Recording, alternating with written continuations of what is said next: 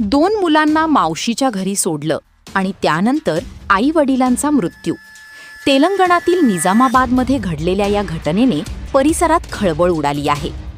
पोलिसांनी दिलेल्या माहितीनुसार शेसला नरेश आणि त्यांच्या पत्नी मेघा यांचा राहत्या घरी मृत्यू झाला. या घटनेच्या आधी त्यांनी आपल्या दोन्ही मुलांना मावशीच्या घरी सोडलं होतं.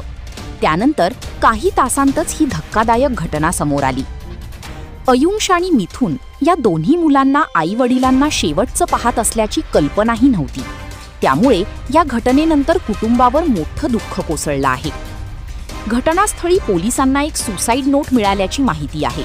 त्यामध्ये आर्थिक अडचणी, आरोग्याशी संबंधित समस्या आणि नैराश्याचा उल्लेख असल्याचं पोलिसांनी सांगितलं आहे. नरेश हे वीज विभागात लाईनमन म्हणून कार्यरत होते, तर मेघा गृहिणी होत्या. दोघांनाही आरोग्याच्या काही समस्या होत्या आणि त्यातून ते मानसिक तणावात असल्याचं कुटुंबियांनी सांगितलं. मात्र त्यांच्या मनात इतका गंभीर निर्णय सुरू असल्याची कुणालाही कल्पना नव्हती, असं नातेवाईकांनी सांगितलं. या प्रकरणाचा पोलिसांकडून तपास सुरू असून या घटनेमागील नेमकी परिस्थिती जाणून घेण्याचा प्रयत्न केला जात आहे.